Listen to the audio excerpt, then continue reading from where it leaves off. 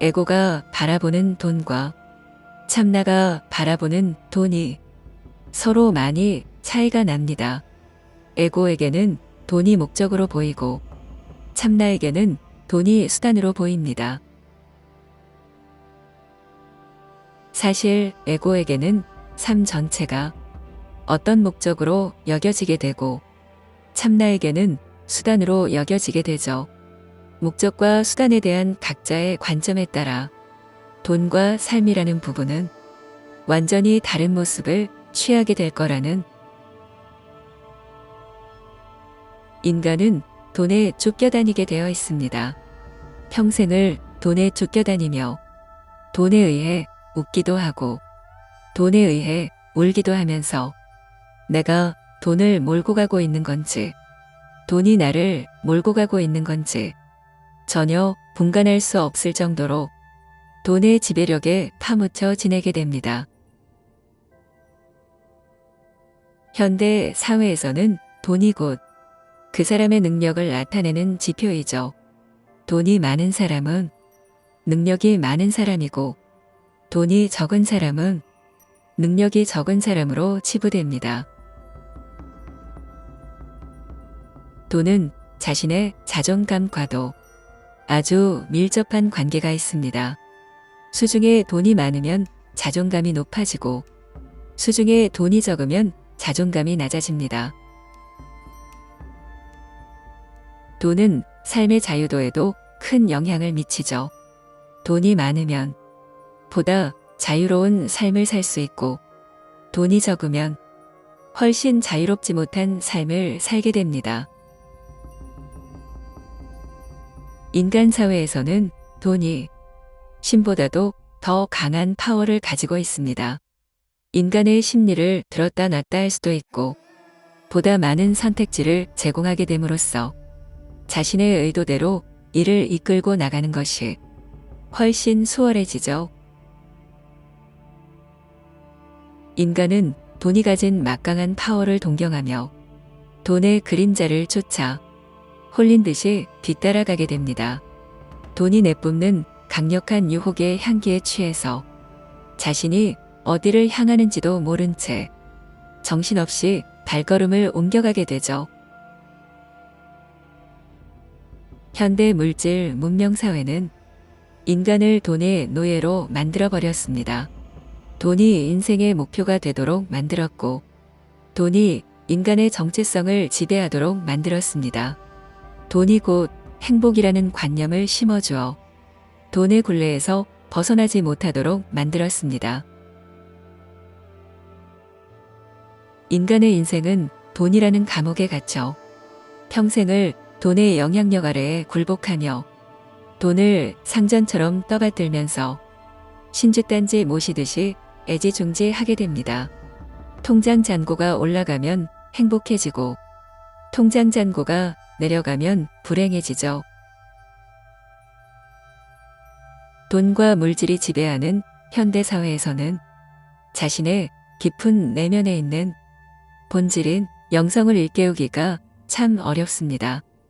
당장 먹고 사는 문제에 쫓기기 때문에 영성이고 나발이고 여유가 없는 거죠. 먹고 살만 하더라도 자극적인 재미와 흥미 위주의 수없이 많은 혼잡한 에너지들에 둘러싸여 영성 에너지는 너무나 미미하게 느껴지기 때문에 지속적인 집중력을 발휘하기가 굉장히 어렵도록 되어 있습니다.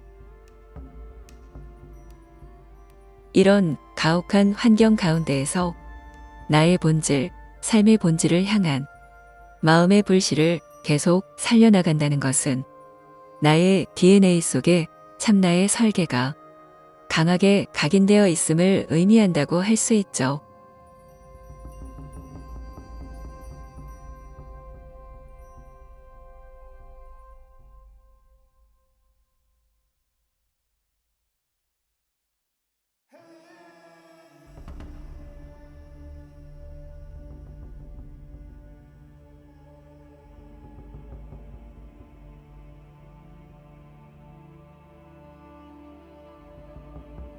삶이라는 것은 에고가 원하는 대로 펼쳐지는 게 아니라 참나가 원하는 대로 펼쳐지게 됩니다.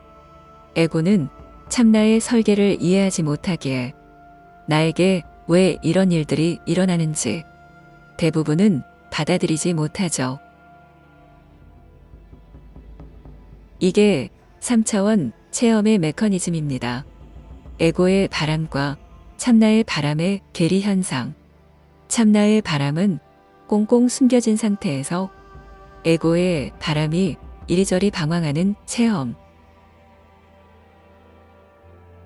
이 괴리 현상으로 인해 물질계 체험은 생생하고 풍성하게 되죠. 자신의 깊은 무의식 속을 파고들면 참나의 바람이 어렴풋하게 느껴질지도. 3차원, 저차원 체험은 고통과 괴로움의 체험이지만 참 재밌고 스펙타클, 아기자기한 체험입니다. 4차원, 고차원 체험은 자유로운 체험이긴 하지만 3차원에 비해 스펙타클, 아기자기함이 훨씬 덜하죠. 3차원 물질 상태에서 느끼는 고통과 괴로움의 정도는 4차원 비물질 상태에서 느끼는 고통과 괴로움의 정도와 많이 다릅니다.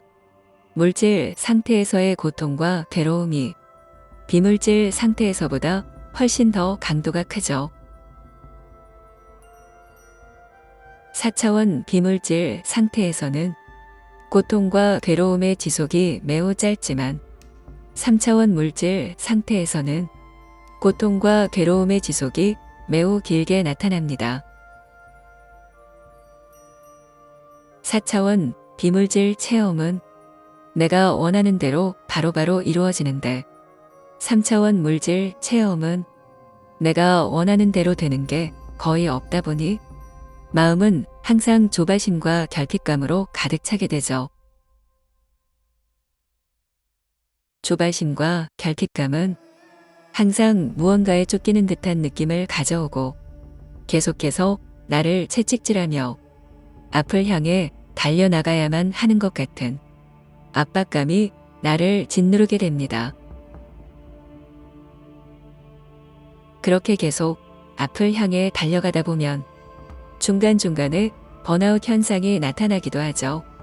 내가 도대체 무엇을 향해 가고 있는 건지, 도대체 나의 역할은 무엇인지 하는 자신의 정체성에 혼란을 가져오게 됩니다.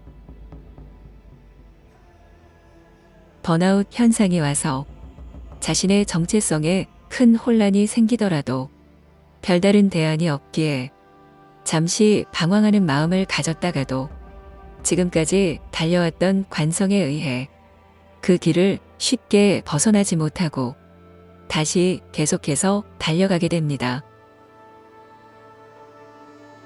자신이 가지고 있는 사고방식이 효율적이든 효율적이지 않든 인간은 머릿속에 심어놓은 사고방식에 의해 관성에 이끌려 계속해서 똑같은 행동 패턴을 반복하게 됩니다. 자신의 머릿속에 있는 사고방식이 지금의 자신의 모습을 만들었고 그 사고방식을 계속 유지한다면 앞으로의 자신의 모습 역시 지금과는 별반 다르지 않을 겁니다. 영성이란 것은 삶의 고통과 괴로움 속에서 희망을 얘기하는 것이 아닙니다. 희망이란 것도 사실은 하나의 무대장치에 불과할 뿐이니까요. 영성이란 것은 고통과 괴로움의 실체에 대한 이야기이고 고통과 괴로움을 거부하거나 기피하는 것이 아닌 고통과 괴로움 정 한가운데를 과감히 뚫고 들어가 그 내부를 샅샅이 파헤치는 것에 대한 이야기입니다.